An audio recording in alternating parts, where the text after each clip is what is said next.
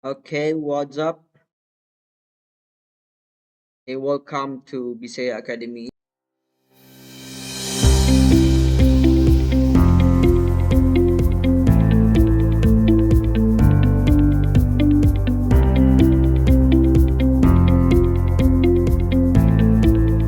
So for today's video, ang atong isgutan is about tautology, contradiction, and contingency.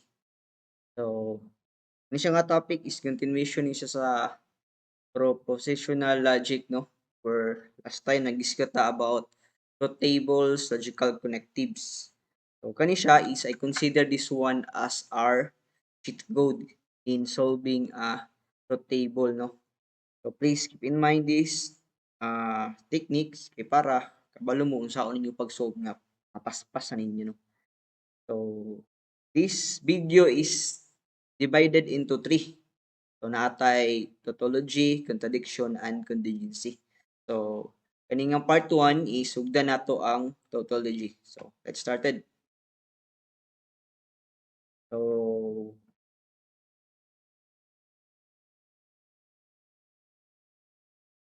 okay. Ang unsa dining tautology. So, pronounce ana guys kay tautology. Bisaya jud ka, kahit kag dila di tautology na lang gyapon ka pero okay ra na. Is a logical expression that is always true no matter the truth values of its variable. Many logical laws result in tautologies, and are used in propositional logic. So as mentioned earlier, kani siyang discussion is connection gapon ni sa propositional logic. So kung wala mo nga nakaagi nga topic, please try to check the videos o reviewhan ninyo kay sing dili mo kasabot sa discussion kay wala ninyo to natan-aw, no? Especially the logical connectives and truth tables. So para ato ni siyang mas masabtan, naay ginatawag nga fundamental laws of producing tautology. So, siya pito. Actually, napay uban ani pero kanila nga akong gikuan kay mao man ni common ginagamit gyud. So, mao po ni common nga ginatanaw ninyo sa inyong eskwelahan. So, naay law of included middle, law of double negation, law of independent loss, and law of domination, law of absorption, and law of implication. Lastly, law of De Morgans. So, di nato yun pa. Sugdan nato ning law of excluded middle. Okay? So, a statement is always either true or its negation is true. Gamit diri og marker. Okay, marker. So, either daw true or its negation is true. So, given P, conjunction or negation of P. So, kani, again ha, ang tawag ani kay disjunction. Kana kay, ikaw na itong gamit mouse. Junction. Or para di na mo maglabad, or na siya. Okay?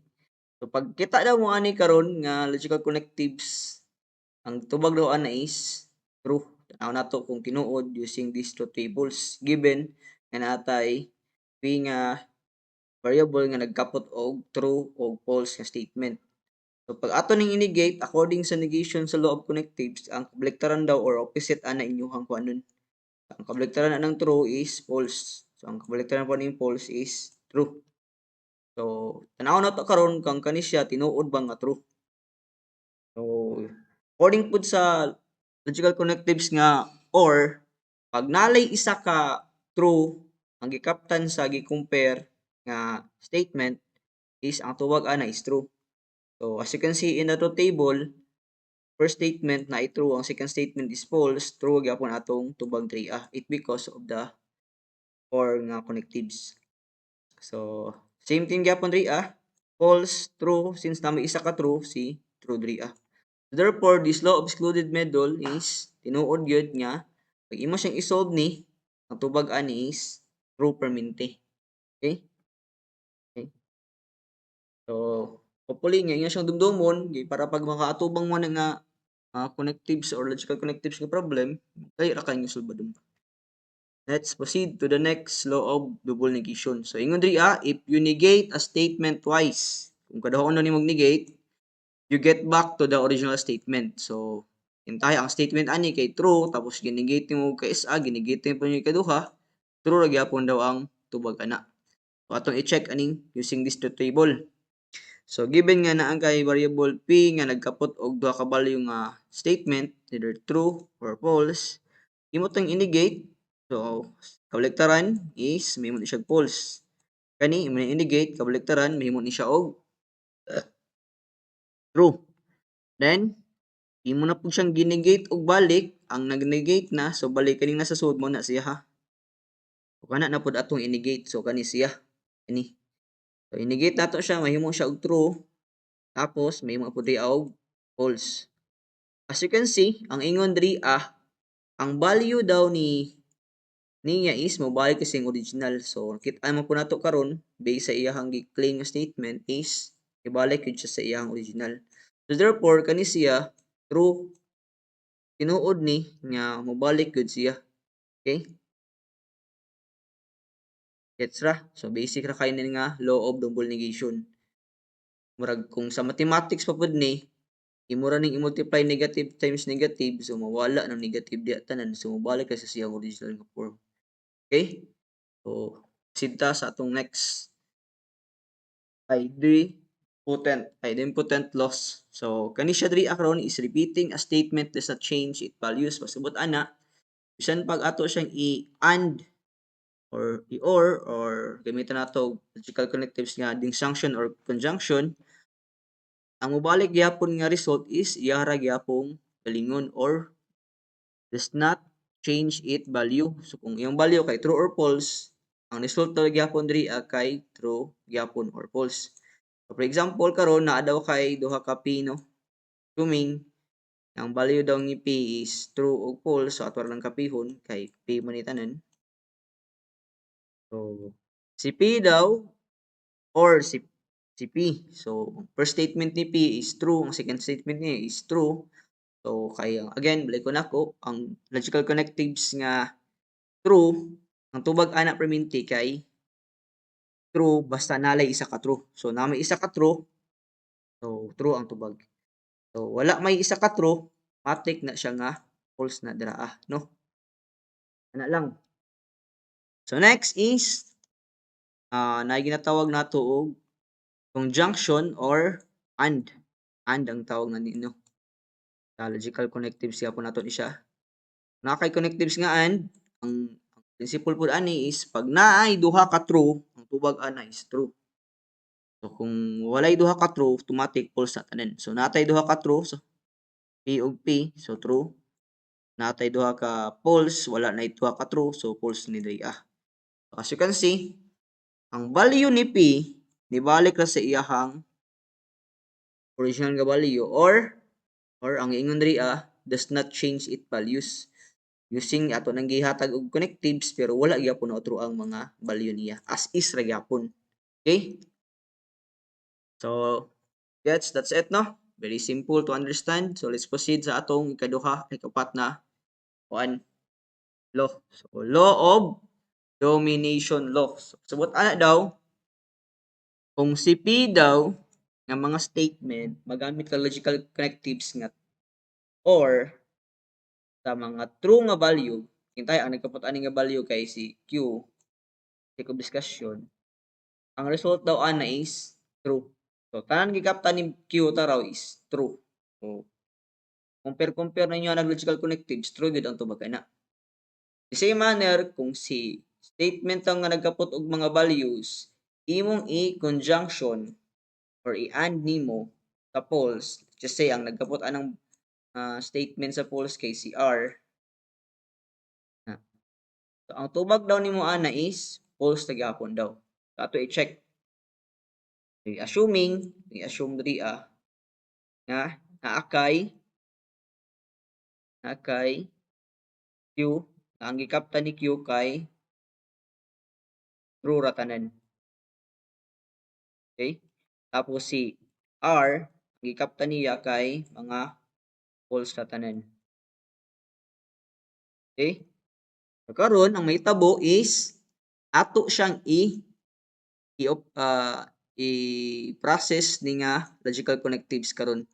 Si P daw, which is kaning T, nagrepresenta ni karon og true, which is equal to Q ni og versus kani.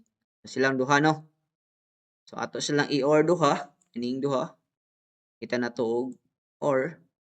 So according sa OR nga connectives, basta nalay isa ka true. So true siya tanan kay na may isa ka true da ano. True man ni. True ay clear na isa man. So, true, false naman gyapon isa ka true, true. Oh, sunod kani. Kani siya nagrepresent ni siya kang P, which is kani. Kani po nagpresent kang R. Gigamit kay mao man nagkapot. So mao maning true tanan o maning false tanan. So kaning false tanan nagkapot ana si R. So ato i-compare na pala yon si kani o kaning yung mga statement niya. So according kang AND mo true lang siya kung duha ka true. False ug false, therefore false siya. False ug false, false gyapon siya. So this claim is tinuod ni nga mga claim karon nga basta si P or sa tanan true nga values is true gyud ang tubag, which is tinuod man, no? Pag si P daw and sa tanan false nga values, false blog tubad, which is tinuod pod. So this statement or this claim sa diminution law is tinuod. Okay? Kung na siya na-apply siya sa tautologies kay iya mga claim tinuod man. Okay, number 5. Number 5, the variable speed dominates the expression. Pasabot ani karon kung ato daw ning sulbadon, ang ending gyapon, ang P gyapon daw nga statement ang o ang first nga statement ang mo kawas nga tubag. So ani pod kung i-solve daw nato ni ang first statement gyapon ang mo gawas nga tubag. So ato i-solve no. Assuming nga naate additional table 3A.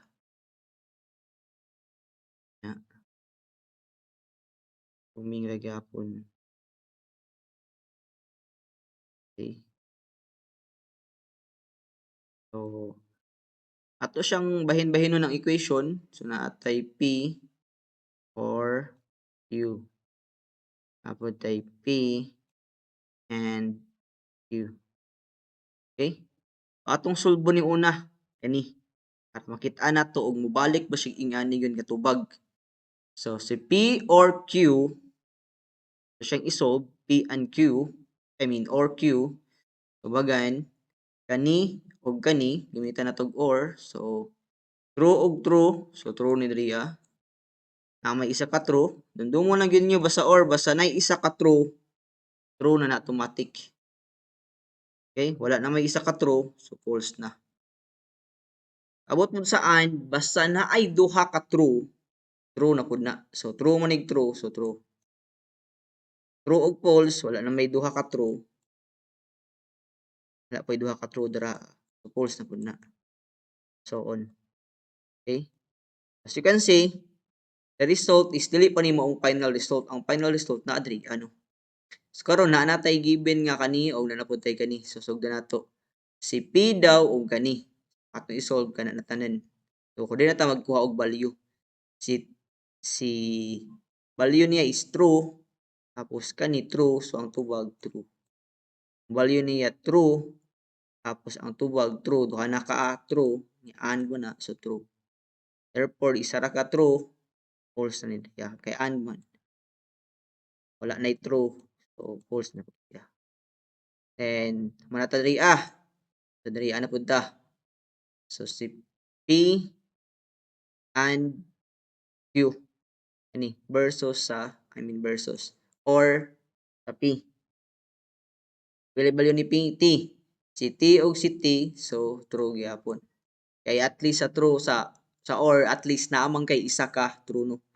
So true og false true gyapon kay at least naman kay isa. False og false wala na isa ka true so false na dra. False og false wala na kay isa ka true false na dra. Okay? So as you can see, kung unsay final answer versus sa given nga P pareha ra sila og resulta na tanawa. True, true, false, false, true, true, false, false. Same goes with this one. So, true, true, false, false, true, true, false, false. So, this statement is true absorption. So, kumbaga, gina-absorb lang niya. So, unsa pa inyong butang diya sa kaning equation, tubag ana is si P na. Okay? So, next time you see this kind of logical connectives problem, instead of mag-solve pa mag isa-isa, because of this law, kapihon na lang ninyo niya iyahang value. O na iyang tubag. Okay? Proceed to implication. So, law of implication daw, sa if P then Q is a logical equivalent to not P or Q. So, kani daw siya ug kani is equal ra na silang value. Ato siyang sulbadon. So, before nato masulbad na may negation of P, sulbadon sa nato una ni. So, atong tan-awon kung tinuod ba ilang claim, true ba yun na mo exactly equal na silang duha. So, sa law of implication, kani daw ug kani equal lang na siya. So, pag makita mo ani karon nga logical connectives nga problem, ang tubag ninyo ani mo na po itubag ninyo diri ano. So, tugdan nato sa negation of P kay di man nato masulbad ni kani sa una. So, negation of P, true, true, false, false. So, mahimo siya daog false, false, true, and true. So, diri karon is P implies Q. Please, I encourage you to review the logical connectives, no? So, ingon nito sa law of implication, implication nga connectives, pag ang statement daw kay true followed by false, ang tubag daw ana kay false. Otherwise, true na natanan. Okay? So, please, review hato ninyo. Kung nakalimot mo, paki-review na lang yun ninyo palihog. So, karon tan-aw nato kung kani nga tubag, maupod ba diri ang matubag. So, kani daw, negation, kani, og si Q. Kana atong i-compare to, ha? Okay? So, kani og kani, so, na may isa ka kuan, true, kay or man na. So, true. False. Tapos, kani, ay isa ka true. Ay false ni diri guys. Papaon kay basing malibog mo. False man tong giingon pero lahi magisuwat song kamot. So false ana. Tapos kani og kani ganing statement sa Q nga true o statement sa negation of P nga true. So na isa ka true, so true na na. So naay si statement na false si Q, si negation of P nga na statement nga true, nagyapon isa ka true, so true gyapon na. So as you can see, ang result sa ani ug result pod ani niya is pareha. Therefore, the claim of this one is true. No? Walang na-apply siya sa tautology. So, every time makita mo nga problem, solve na ninyo, inyo lang yapong kapihon ang tubag ana diri. Or every time makita po mo nga problem, wala pa mo kasolve ani, kapihon na lang ninyo. Kay based ani nga law of implication, kasi tubag ninyo ani, mawala pa tubag ninyo ani. Dili pwede nga lahi-lahi. Okay? For the last law, De Morgan's law. So, ingon siya dito kani daw siya nga kuan is exactly equal daw gyapon ani. Okay? Sige. So, ang buhaton karon is try na to solve. So, sugdan gyapon ni si negation og P kay wala man tay mas di man to ni ma-solve. Og negation og Q, wala na ko na apila no, negation og Q. So, apila na to negation og Q. Okay, negation of Q. Ana. So, naka natog solve negation of P, true, true, false, false. So, mahimo siya og false, false, true, true. Kaduha, negation of Q, true, false, true, false. So, mahimo siya og false, true, false, true. So, that's it, no? So, I want you to solve this one first. Pasabot ana karon kaning duha Ito po ng butangan og table.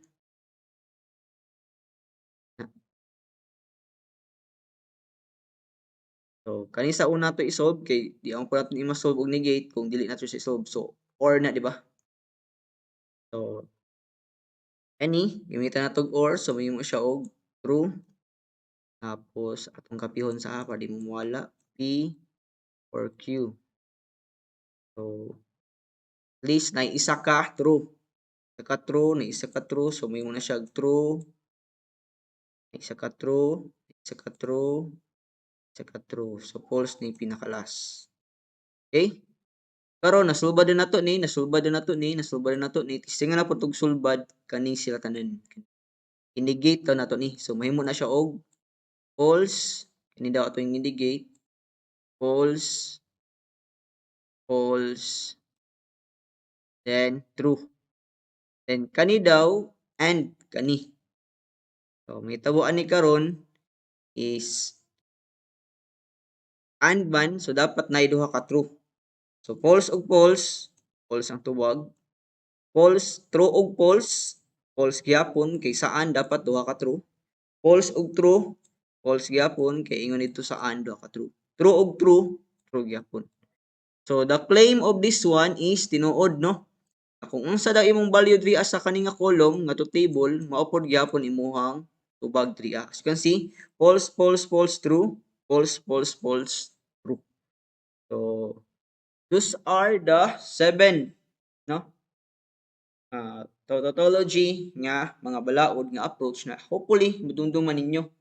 So tan-aw nato karong nasabtan ba ninyo ni siya nga kuan? I will put some short quiz kung inyo siyang matubagan, and then try to solve it in your own. Comment inyong tubag sa ubos sa comment section kung sakto ba inyong tubag. So try to solve this one, no? Kani try to solve this. Oops. Very soon. Tabunan. Try to solve this one kana. Solve ni. Kung may mag-solve, solve niyo sa papel or i-comment niyo inyong tubag ana. Okay? Kung matinuod ba nga mahimo gyapon siya ang tubag niya diri og ang tubag diri nga value is pareha ba. So please, comment na lang yung tubag kay akong lang tawon pohon. You have question and clarification, di wala mo na klaro, nalibog mo, pangutana lang mo kay ako ra gyapon tubagon yung comment. Lang sa comment section. So, I guess that's it for now, no? Salamat kayo sa inyong pagtanaw. Hopefully nga nahayag-hayagan inyong pangutok sa kaning tautology o mas ni enrich pa inyong kahibalo about sa logical expression, no? Logical propositional logic rather.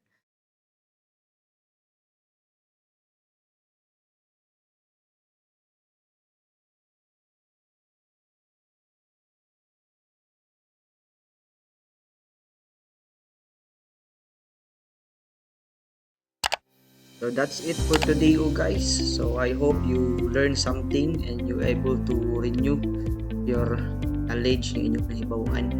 So nagbiling ko karon og activity to try to answer it. Kung akong genderlinean nga logical connectives, try to solve it in your own. Also, I also added true or false questions na katabang sa inyong ma-review kung nabagay mo na learn. So I hope you enjoy this video and you learn something. That's it for now. Thank you for watching.